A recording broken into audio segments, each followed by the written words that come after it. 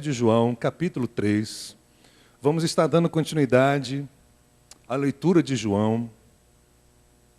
Eu acredito que toda a palavra de Deus foi inspirada por Deus. Você também assim acredita? Tudo aquilo que foi escrito e foi escrito para nos ensinar é útil para nós. Não há um texto na Bíblia que não seja importante para nós, que não seja relevante. Então, eu creio que às vezes nós somos tentados a ler apenas alguns versículos da Bíblia, mas, na verdade, toda a palavra de Deus é importante, precisa ser lida, precisa ser entendida. E hoje nós vamos estar, então, dando continuidade a essa leitura de João. Vamos começar a partir do versículo 16. Quantos acharam, digo amém? Quantos acharam, digo amém? Diz assim a Escritura: porque Deus tanto amou o mundo, que deu o seu Filho unigênito, para que todo que nele crer não pereça, mas tenha a vida eterna. Pois Deus enviou o seu Filho ao mundo, não para condenar o mundo, mas para que este fosse salvo por meio dele. Quem nele crê não é condenado, mas quem não crê já está condenado, por não crer no nome do Filho unigênito de Deus. Este é o julgamento. A luz veio ao mundo, mas os homens amaram as trevas e não a luz, porque as suas obras eram más.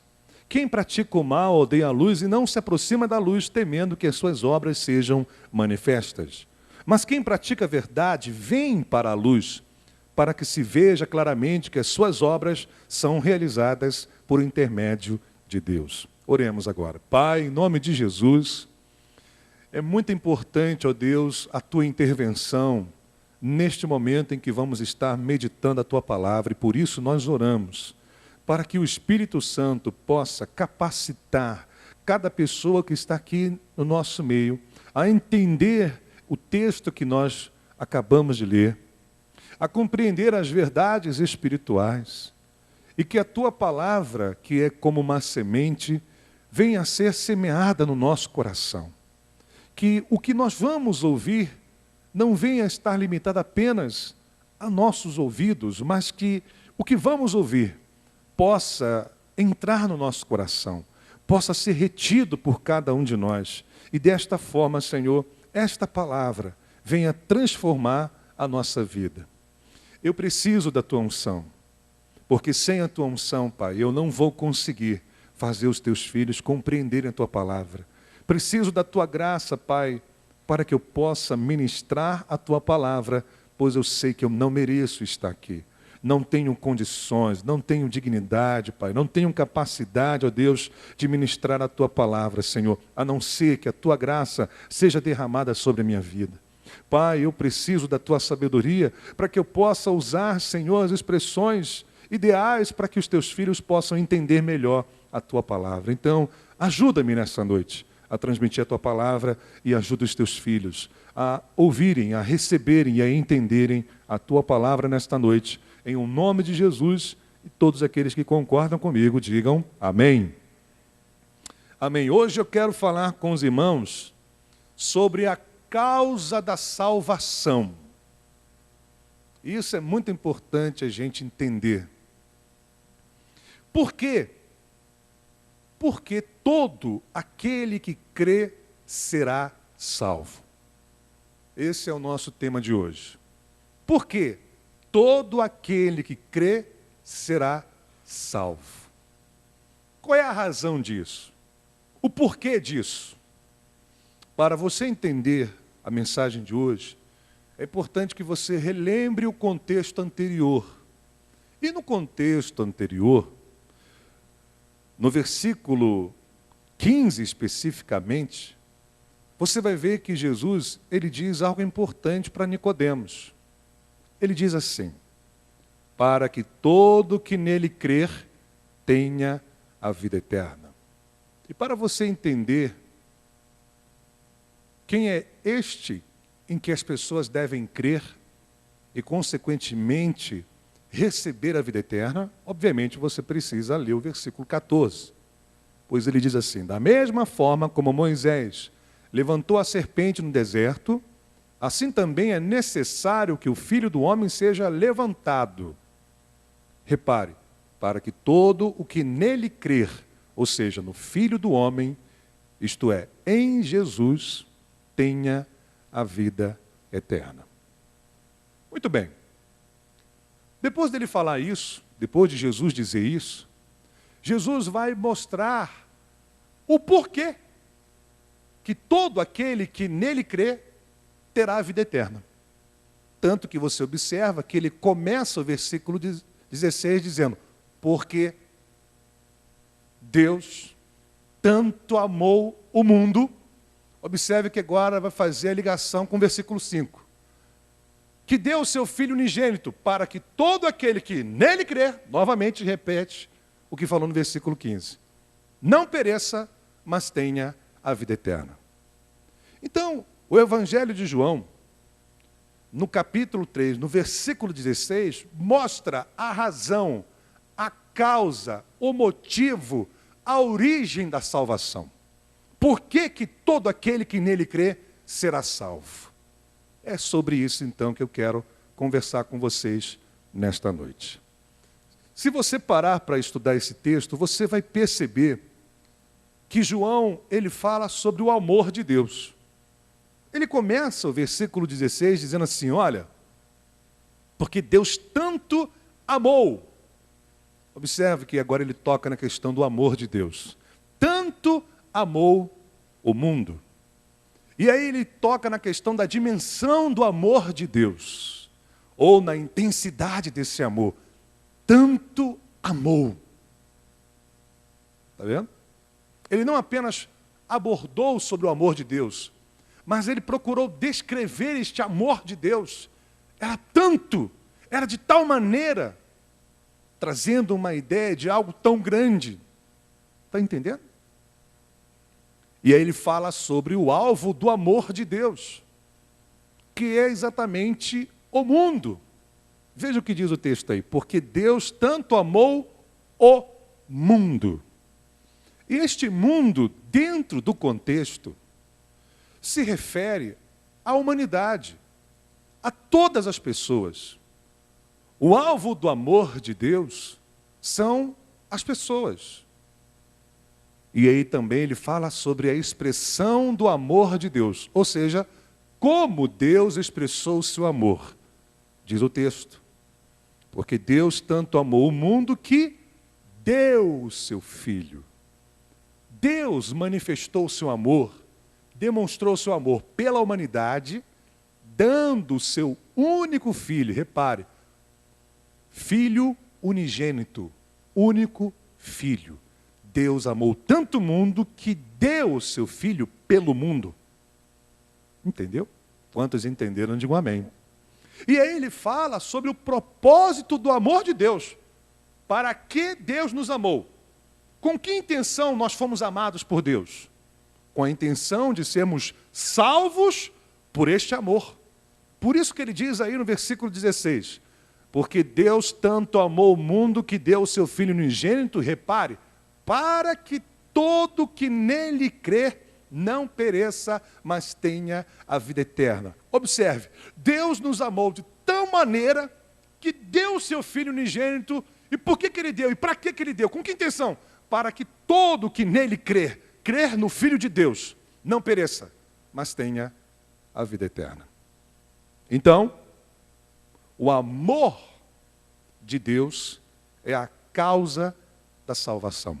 Você pode repetir isso comigo? O amor de Deus é a causa da salvação. O que isso quer dizer? Quer dizer que uma pessoa é salva não porque ela tem méritos, porque ela tem dignidade, mas sim porque Deus a amou. Porque ela foi alvo do amor de Deus. Ou seja, a salvação é fruto do amor de Deus. Nós somos salvos porque Deus nos amou. Graças a Deus por isso. Queridos, é tão importante a gente entender sobre isso. Porque a partir do momento em que você entende a respeito da causa do amor de Deus, você não vai ter receios sobre a sua eternidade. sobre o seu relacionamento com Deus, quando você compreende a origem da salvação, a causa da salvação, você vai viver muito mais tranquilo nesse mundo. A morte não será um mistério para você, não será uma coisa misteriosa. Na verdade, você vai estar tranquilo, seguro com respeito à eternidade, porque você sabe que foi amado por Deus. Então eu quero mostrar para vocês algumas verdades, alguns argumentos, alguns princípios que podem nos provar que realmente o amor de Deus é a causa da salvação. E se nós entendermos isso, se nós compreendermos sobre o amor de Deus, a sua vida e a minha vida vai mudar. Sabe por quê, irmãos? É impressionante, e eu queria que você refletisse um pouco sobre isso. A gente se depara com famílias em que os pais amam da mesma forma os seus filhos. Se dedicam da mesma forma para todos os seus filhos. Mas nem todos os filhos, como é que eu vou usar a expressão? Fugiu aqui a memória a expressão. Nem todos os filhos reconhecem o amor que recebem dos seus pais. Nem todos os filhos reagem à altura do amor que está sendo compartilhado pelos seus pais. Então o que você percebe? Você percebe filhos que, por terem enxergado o amor dos seus pais, valorizam seus pais, se relacionam bem com seus pais, dão alegria, dão prazer para os seus pais, respeitam seus pais, honram os seus pais. Por outro lado, você vai ver filhos também que foram amados, mas desrespeitam os pais, não valorizam os pais, trazem problemas para os pais. Aí eu pergunto para você, por que alguns filhos reagem positivamente diante do amor dos seus pais e outros não? Se todos eles foram amados da mesma forma. Já parou para pensar sobre isso? Eu vi agora no site, nesses dias, falando a respeito de um mendigo gato. Olha o título da notícia.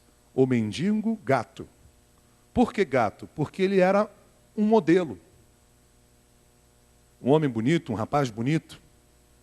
Trabalhou como modelo. Mas ele foi vítima do crack. Tornou-se um viciado. E agora ele vive nas ruas, mendigando. Mas um homem lindo, irmãos, bonito.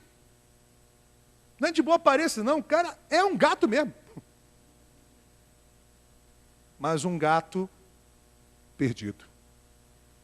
Um gato largado.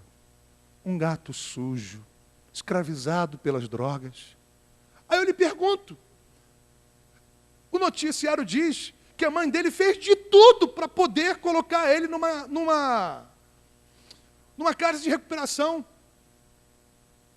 E ele não quis. Aí eu lhe pergunto, será que ele está no estado que se encontra porque não foi amado? Não. É porque ele não soube reagir à altura do amor da sua mãe e do seu pai. Será que todos os seus irmãos também estão na sarjeta como ele está? Não. Mas por que ele está? Por que ele parou ali? Porque não foi amado? Não.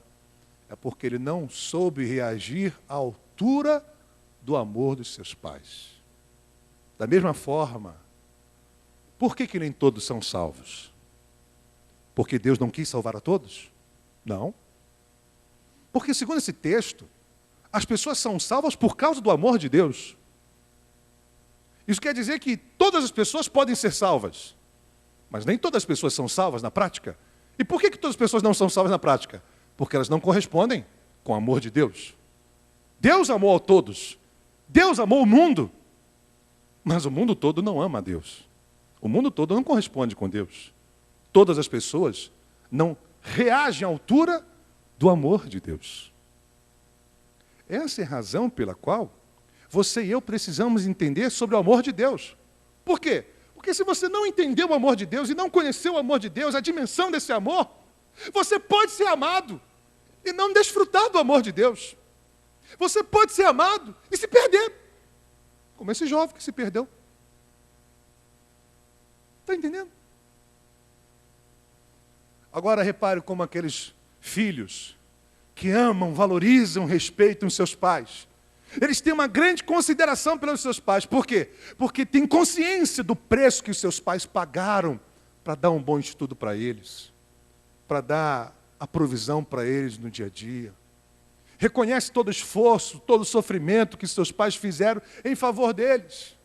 Então eles pensam assim, não, eu preciso fazer alguma coisa pelos meus pais. Recentemente eu vi uma reportagem aí de um cantor, perdido até não querer mais. Ele disse assim, olha, a primeira coisa que eu fiz quando eu ganhei muito dinheiro foi comprar uma casa para minha mãe. Por que ele fez isso? Porque ele reconheceu o sacrifício, o esforço que a mãe dele fez por ele. Então ele reagiu à altura. O que ele podia fazer pela mãe, ele fez.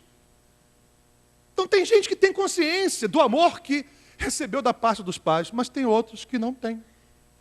O fato de eu não reconhecer o amor de Deus na minha vida não significa que Deus não me ama ou que não me amou.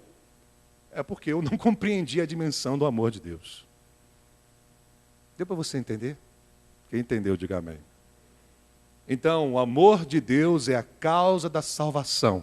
Repita isso comigo. O amor de Deus é a causa da salvação. Somos salvos por causa do amor de Deus. Que amor é esse? Existe uma música evangélica que o refrão é assim: que amor é este?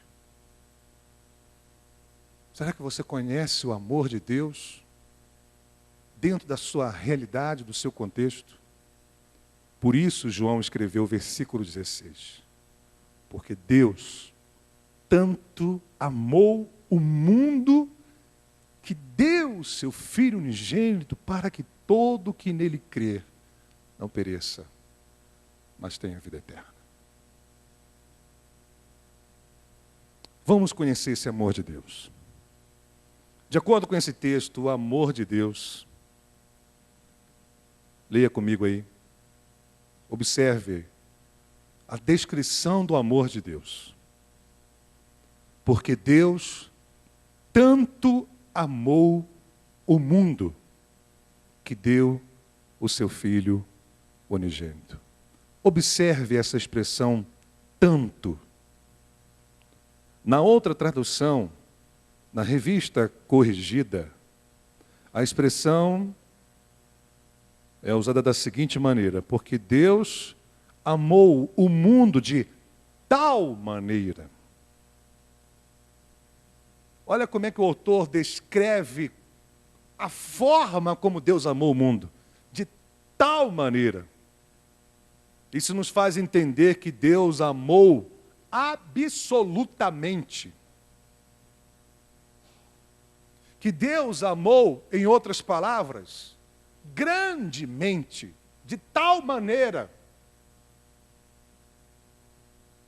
Tanto é uma expressão usada, é uma hipérbole, é algo que você usa para descrever algo tremendo, grandioso, infinito, majestoso. O amor de Deus é tão grande por mim e por você. E porque é tão grande por mim e por você, que Ele teve a coragem de dar o Filho dele para morrer no nosso lugar. Está entendendo, irmão? Deus amou absolutamente, absurdamente, infinitamente, profundamente. Diz a palavra de Deus que o amor de Deus é mais profundo que o mar, mais alto que os céus. Na essência, o amor de Deus é profundo, mais profundo que o mar, mais alto que os céus. Não dá para você medir o amor de Deus. Foi este amor que Deus demonstrou por mim e por você. Quem crê nisso, diga amém. Ninguém amou a gente como Deus amou. Ninguém amou você como Deus te amou. Ninguém.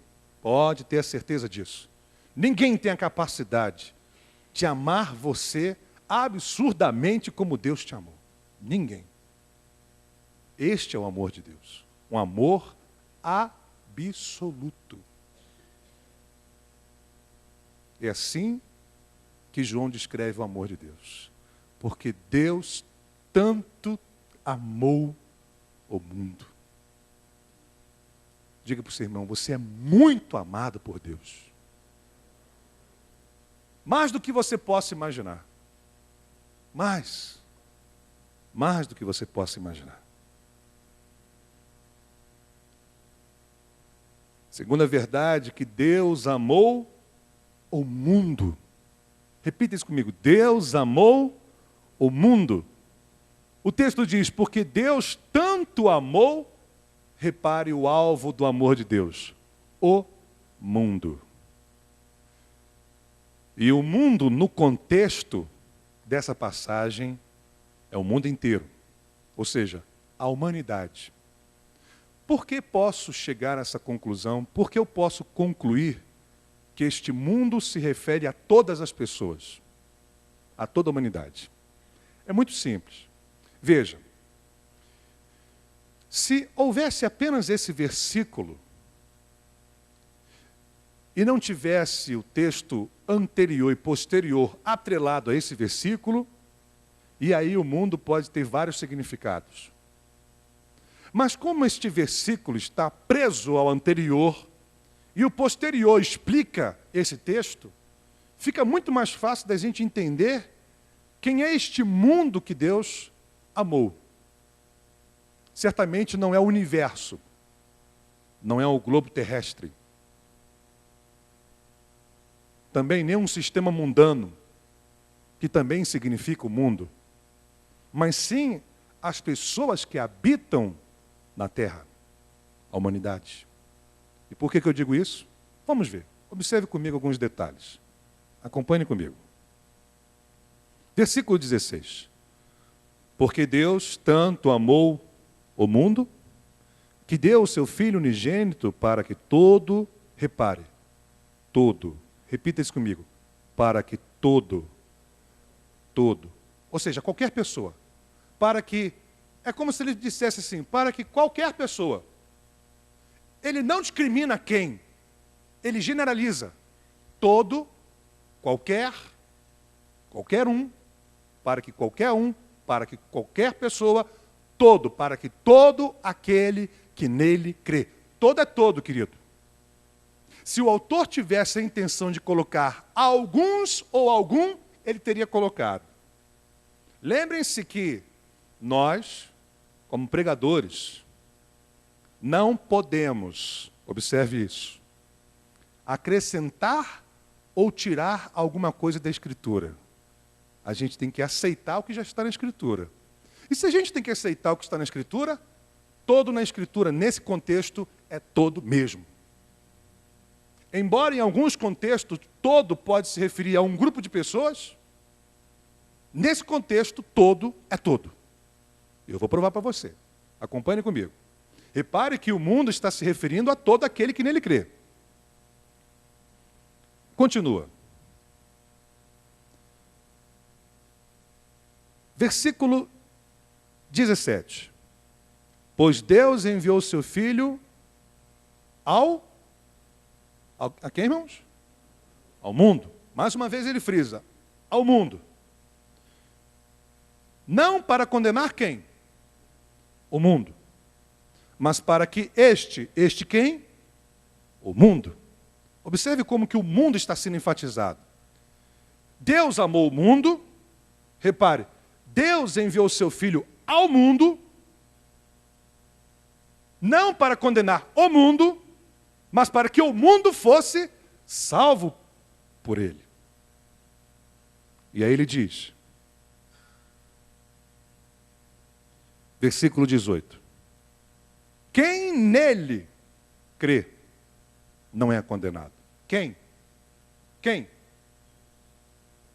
Quem? Quem se refere a qualquer um, irmão. Quem nele crê não é condenado. Eu queria ser um dominador da língua portuguesa, formado em letras, para te explicar o que significa esse quem. Este quem, irmão, se refere a qualquer pessoa. Quem nele crer. Veja, nós temos aqui um grupo de pessoas, correto? Quem nele crê, não perecerá, terá vida eterna. Ou seja, qualquer pessoa aqui que crê, vai ser salva. Não é isso que eu entendo pelo texto? Não é isso que você entende? É. Ele não diz assim, alguns que crerem. Não, ele diz, quem? Generalizou, abriu o leque. Qualquer pessoa que crê, será salva. Então, este quem é abrangente, é generalizado. Está dando para você entender aí? Quantos estão entendendo, digam amém. Então ele diz, quem nele crê, não é condenado, mas quem não crê, já está condenado. Observe como ele é subjetivo. Ele não diz assim, alguns que crerem serão salvos. Alguns que não crerão, ele não determina que serão alguns que não crerão e nem que alguns crerão. Ele diz quem. Quem não crê, quem crê. Então está aberto para todo mundo, querido.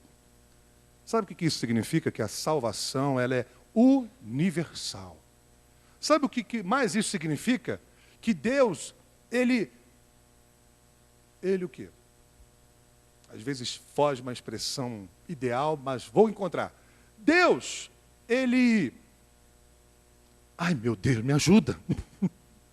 Deus, Ele estendeu a salvação para todos. Deus, Ele oferece a salvação para todos. Mas aquele que receber essa salvação será salvo. Entendeu? É aquele que crê é que vai ser salvo. Mas a salvação foi dada a todos. Repare, Jesus não morreu por alguns, Ele morreu pelo mundo. Mas o mundo não vai ser salvo, a não ser aqueles que creram. Entendeu? Quem entendeu, diga amém. Muito bem, isso é muito importante você entender. Continuando. Este é o julgamento. Repare, a luz veio para quem? Para o mundo. Ao mundo. Mais uma vez o mundo é frisado. Não dá para entender pelo contexto que esse mundo se refere a alguns. Ele veio ao mundo. Repare, olha como é que ele vai generalizar. Mas os homens, ele não falou alguns, ele falou, mas os homens amaram as trevas. Agora aqui está o problema, hein? Aqui que está o negócio, hein? Aqui é que está a dica de que realmente Jesus amou todos. Amou o mundo, amou a humanidade. Eu te pergunto, pensa comigo, eu te pergunto, quem aqui não amou as trevas?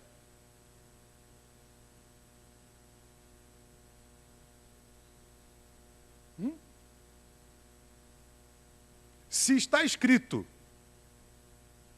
que todos pecaram e carecem da glória de Deus, se está escrito que não há um justo sequer nesse mundo, repare, queridos, seria algo contraditório, uma vez que a Escritura é clara em dizer que todos se perderam, todos pecaram, todos carecem da graça de Deus, os homens amaram mais as trevas do que a luz.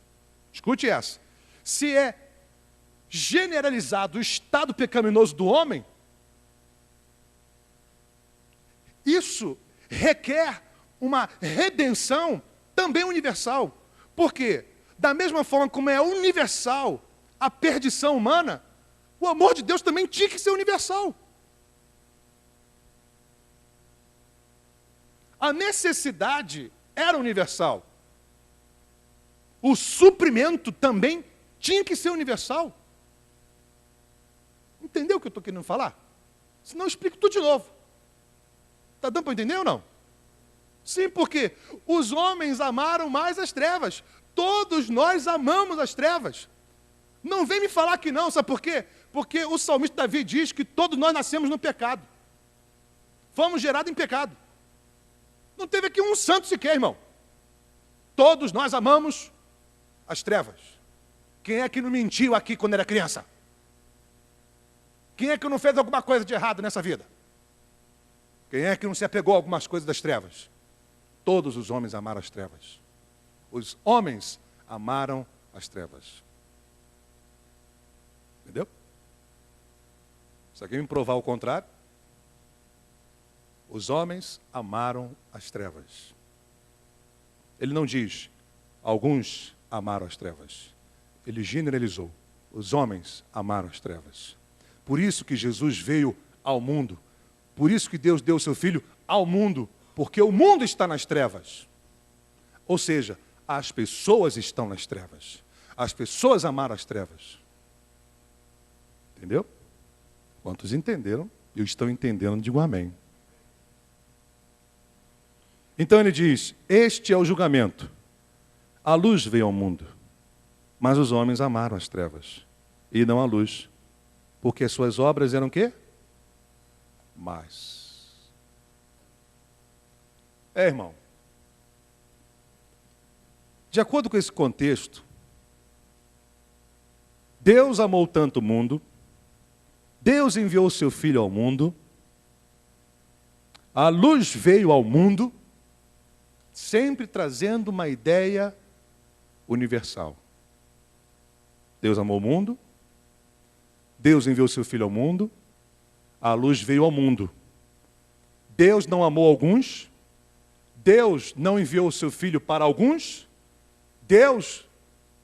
a luz não veio para alguns, Deus amou o mundo, Deus enviou o seu Filho ao mundo, a luz veio ao mundo. Graças a Deus. A salvação é universal. Diga para o seu irmão, a salvação é universal. Olha, uma das boas novas do Evangelho é essa, irmãos. A salvação está disponível a todos. Entendeu? Prova disso, 1 Timóteo capítulo 2, vai lá comigo.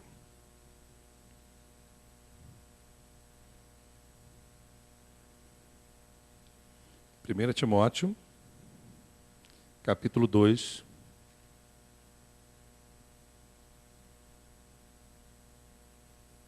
Eu procuro ensinar aos alunos da escola de líderes da nossa igreja. Nós temos uma matéria chamada hermenêutica, que é a arte da interpretação da Escritura Sagrada. E a primeira tarefa de um intérprete é entender a intenção do autor. Seu trabalho ao entender algum texto é descobrir qual é a intenção do autor, o que é que o autor tinha em mente, o que é que ele queria dizer com aquela palavra. Não é a gente entrar naquele campo da axiologia, eu acho que ele queria dizer isso, não. Eu tenho que descobrir o que ele queria dizer. Entendeu? Esse é o primeiro passo para interpretar a Bíblia. É descobrir o significado daquela palavra para o autor. E como é que a gente sabe disso? Lendo o contexto. Pega lá o início do pensamento do autor, vai até o final e você vai saber com que intenção ele usou, ele empregou aquela expressão. Entendeu? Veja o que diz o texto aí. 1 Timóteo, capítulo 2, versículo 1. Antes de tudo, recomendo que se façam súplicas e orações, intercessões e ações de graças por quem? Por alguns homens? Hein, irmãos? Responda. Por alguns homens? Não, por quem? Todos os homens. Por que nós devemos orar e interceder por todos os homens? Veja o contexto. Ele diz assim, olha, pelos reis, por todos que exercem autoridade, para que tenhamos uma vida tranquila e digna. Isso é bom e agradável perante Deus, nosso Salvador. Leia comigo. Leia comigo. Que deseja que todos os homens sejam...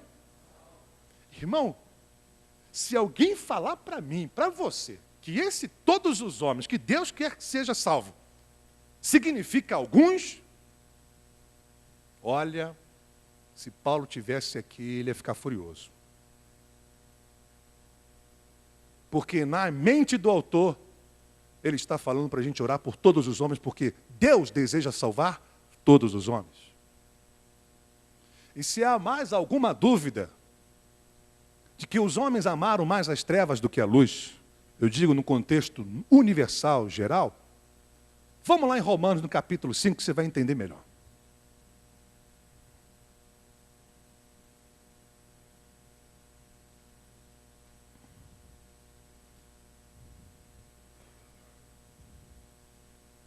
Versículo 12.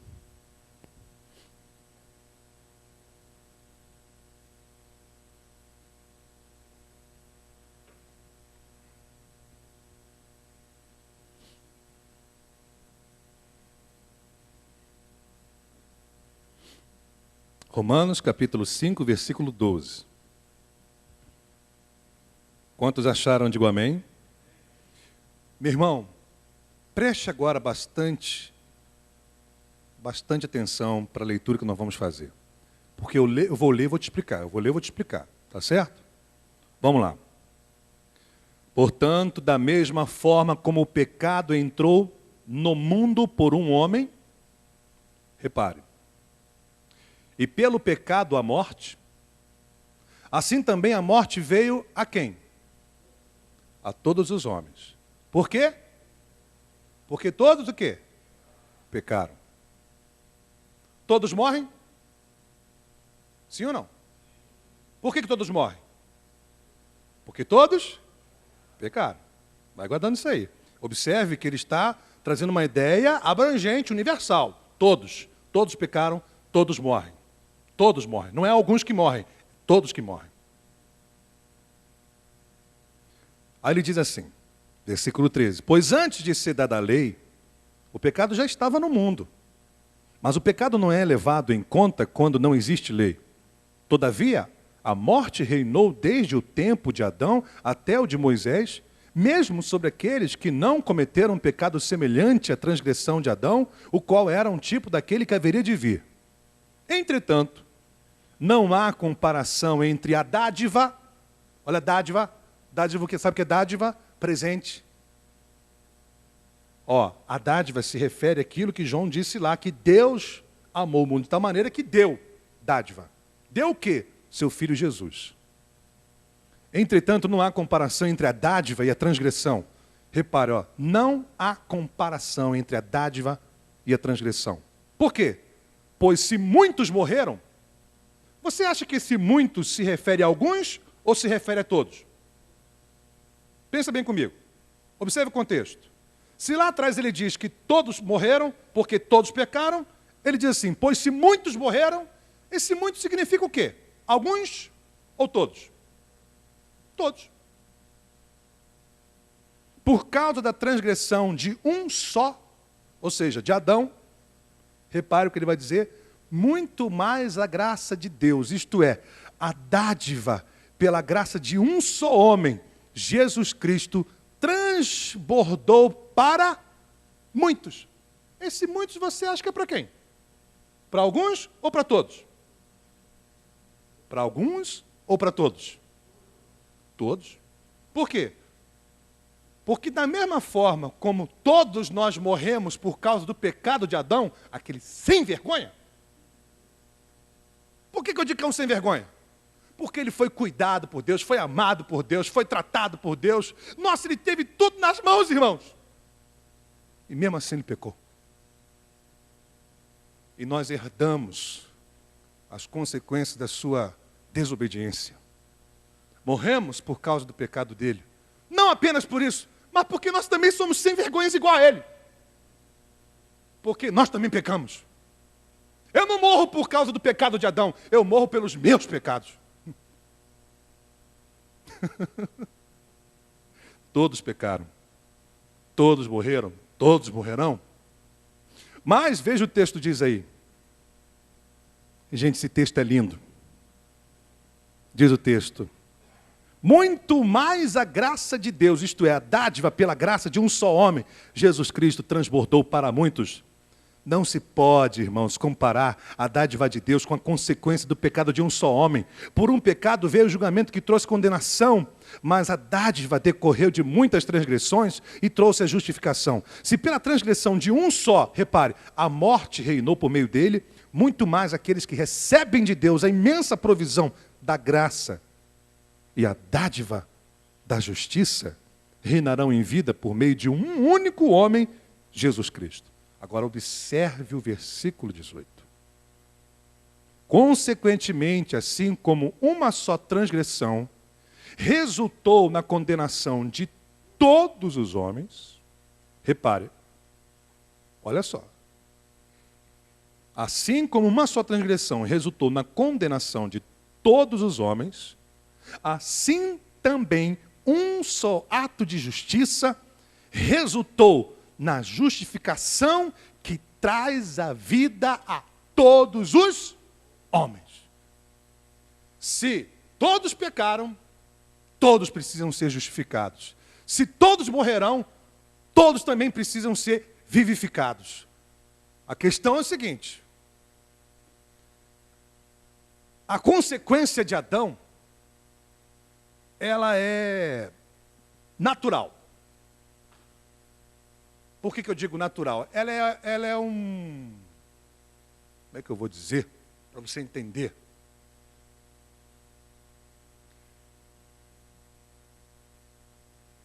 Há uma grande diferença do efeito de Adão na nossa vida para o efeito da salvação de Jesus. Por que eu digo isso? Porque a justificação ela está condicionada àquele que crê. O que isso quer dizer? Que o fato de Adão ter pecado, todos nós fomos condenados por uma ação dele. Todos nós sofremos as consequências, como você leu aí comigo no texto. Sofremos as consequências. Agora, para nós desfrutarmos do que Cristo fez por todos nós, é necessário que cada um de nós creiamos no seu Filho, creiamos em Jesus. E aí, essa justificação, que abrange todas as pessoas, ela só será desfrutada por aqueles que creram. Por isso que Paulo começa, capítulo 5, dizendo o seguinte: que nós fomos justificados pela fé. É pela fé. Mas vamos lá, acompanha comigo. Logo, versículo 19, assim como por meio da desobediência de um só homem, muitos foram feitos pecadores. Você acha que esse muitos aqui se refere a alguns ou a todos? Todos. Assim também por meio da obediência de um único homem, muitos serão feitos o quê? Justos. Irmãos, indiscutivelmente, para Paulo nesse texto, a situação do homem, no contexto de perdição, é universal. Portanto, a provisão divina também tem que ser universal, e ele, Paulo, prova isso aqui por esses argumentos. Por isso que Deus amou o mundo, enviou o seu Filho ao mundo, e a luz veio ao mundo, porque o mundo, ou seja, todas as pessoas estavam perdidas, todas as pessoas estavam nas trevas. Os homens amaram mais as trevas do que a luz. Deu para você entender isso aí? Quem entendeu, diga amém. Sabe o que isso quer dizer, irmãos? Que o amor de Deus inclui você. E quem crê nisso, diga aleluia. Aleluia. Vamos lá. Conhecendo mais um pouquinho o amor de Deus, você vai entender que Deus expressou o seu amor. Deus não apenas te amou absolutamente, não apenas amou todo mundo, mas Ele provou este amor, Ele demonstrou esse amor, Ele revelou este amor. Como é que Ele revelou este amor? Vai lá em João, no capítulo 3, versículo 16. Porque Deus tanto amou o mundo, que deu o seu Filho.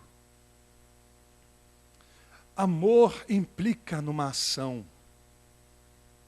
E a ação de Deus foi dar o seu Filho pelo mundo. Será que nós teríamos a coragem de dar o nosso único filho que nós amamos para morrer por gente que não presta, irmão? Que não merece, que não é digna? Mas o amor de Deus foi tão grande que Ele deu, repare, o seu único filho para morrer pela humanidade, para que a humanidade pudesse ter vida eterna. E você vem me dizer que Ele morreu por alguns? Não, querido. Ele morreu por todos, para salvar a todos. E Ele expressou isso, dando o seu único filho. Veja o que diz Romanos. Volte lá em Romanos, capítulo 5, que aquele texto é tremendo. Olha, eu convido todo mundo a ler Romanos, capítulo 5, essa semana.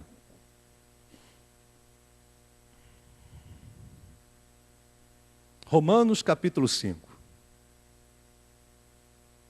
Olha como é que Paulo, ele explica para os romanos como Deus demonstrou o seu amor. Escute essa. Vamos ler o texto sagrado. Romanos capítulo 5, versículo 1. Quem achou, diga amém. Quem achou, diga amém. Vamos ler juntos esse texto. Esse texto é tão lindo, tão maravilhoso, gente. Vamos ler juntos. Versículo 1 em diante.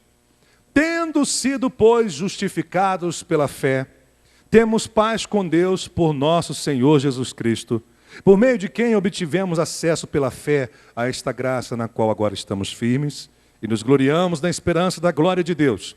Não só isso, mas também nos gloriamos nas tribulações, porque sabemos que a tribulação produz perseverança. A perseverança, um caráter provado, e o caráter provado é esperança.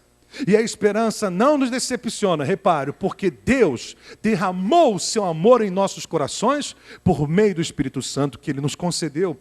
De fato, no devido tempo, quando ainda éramos fracos, repare, Cristo morreu pelos ímpios. Dificilmente haverá alguém que morra por um justo, embora pelo homem bom, talvez alguém tenha coragem de morrer. Mas Deus, repare, Deus demonstra o seu amor por nós. Cristo morreu em nosso favor quando ainda éramos pecadores. Deus demonstra o seu amor por nós quando Cristo morreu em favor dos pecadores. Olha como é que Deus demonstrou o seu amor.